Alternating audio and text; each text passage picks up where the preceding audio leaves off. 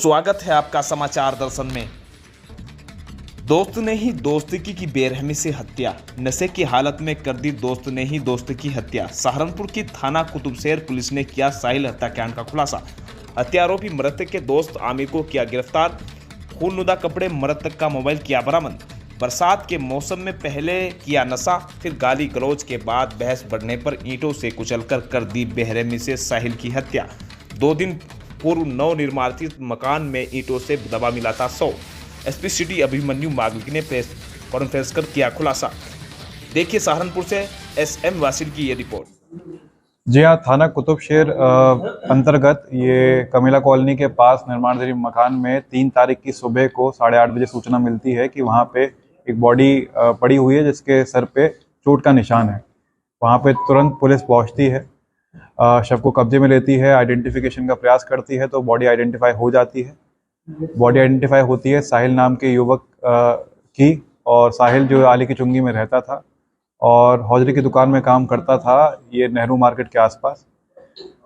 और जब पता चलता है, जब उसकी कॉल डिटेल निकलवाई जाती हैं और जो सस्पिशियस लोग हैं उनसे पूछताछ की जाती है, तो पूरा घटनाक्रम इस तरह मालूम होता है कि इसका 1-1.5 साल पहले से परिचित था आमिर जो मूल रूप से हबीबगढ़ का रहने वाला है, लेकिन आजकल वहीं मंडी थाना क्षेत्र में रहने लगा है, हाकम शाह में रहने लगा है। और उसके बाद उस दिन इन दोनों की बातें हुई थी पूरे दिन। 2 तारीख की दोपहर से ही इनकी बात हुई थी और मिलने का इनका प्लान था शाम को।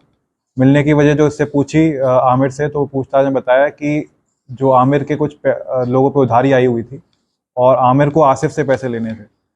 तो आसिफ से पैसे लेने के लिए आमिर उससे बार बार ट्राई कर रहा था आसिफ से बात करने का, लेकिन आसिफ साहिल का जानकार था और वो चाहता था कि साहिल के माध्यम से आसिफ से पैसे 1700-1800 रुपये जो भी बकाया हैं वो मिल जाएं। तो इसी बात के लिए वो साहिल से बार बार मिलने के लिए फोर्स कर रहा था। तो साहिल जब शाम को मिलता है इससे, तो आसिफ के बारे में बात होती है, तो आसिफ की बात तो ख़त्म हो जाती है क्योंकि साहिल बोल देता है कि आसिफ के पास अभी पैसे नहीं है और वो नहीं दे पाएगा।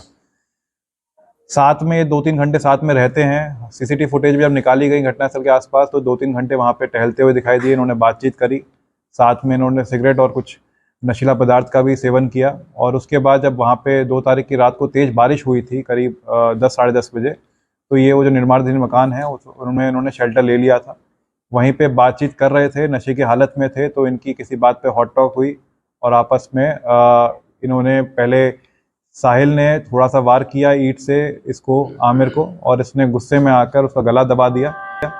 गला दबाने की हालत में वो ऑलमोस्ट अर्धमरी हालत में आ गया था। इस बात से देखे आमिर डर गया कि अगर ये बच जाएगा तो इसके खिलाफ शिकायत कर देगा और उसको जेल जाना पड़ेगा।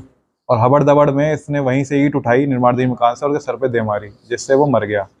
उसके बाद इसने उसकी बॉडी को छुपाने का प्रयास भी किया, उसने उसके ऊपर ईंट भी लगा दी, और जब इसको कुछ थोड़ा इसका नशा उतरा, इसको होश आया, ये वहाँ से चला गया। इसने मृतक का मोबाइल भी अपने पास रख लिया था।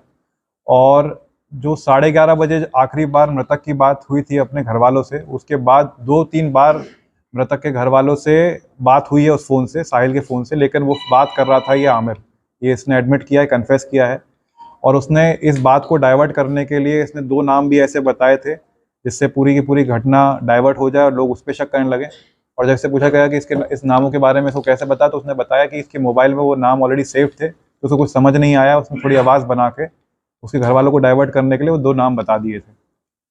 तो इसको हमने कल गिरफ्तार कर लिया है। इसने पूरी अपने जुर्म का इकबाल भी किया है। इसने इनफैक्ट वो जो कपड़े जिसमें खून लगा हुआ था, इसके अपने कपड़े जो उसने पहने हुए थे जिसमें खून मृतक का भी लगा हुआ है और जिसको ईंट से वार किया था हल्का सा खून उसका भी लगा हुआ था, वो भी इसने अपनी निशानदेही पे बरामद करा दिए हैं। इसने जो मोबाइल फ़ोन है मृतक का, जो इसने अपने पास रख लिया था, वो भी एक प्लॉट जहाँ पे बारिश के पानी की वजह से पानी भर गया था, वहाँ पे उसने घर के पास फेंक दिया था। उसको भी पानी वहाँ से हमने शक करा के वहाँ से ये मोबाइल भी बरामद कर लिया इसकी निशानदेही पर। तो इस तरह ये पूरा जो घटना का अनावरण मात्र 72 घंटे में कुतुबशहर थाना पुलिस ने कर दिया। सर, मृतक की जो गर्दन है उस पर कुछ निशान है, कुछ नुकीले हथियार जैसे निशान है, वो क्या था? क्या ईंट के निशान है या कुछ और है? जी हाँ, जैसे पहले बताया, पहले इन्होंने इसकी गर्दन पकड़ी थी अपने हाथ से ही, बाजू से ही इसने गर्दन पकड़ने का प्रयास किया था।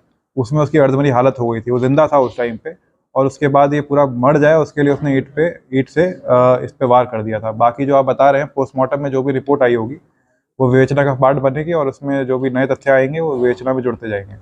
बड़े कम समय में पुलिस ने खुलासा कर दिया। जी हाँ, ये इसके लिए रिकमेंड किया गया है एसपी महोदय को कि कुतुबशेर थाना पुलिस को इसके लिए इनाम किया जाए, जिससे इनका मनोबल बढ़ा रहे। ठीक है।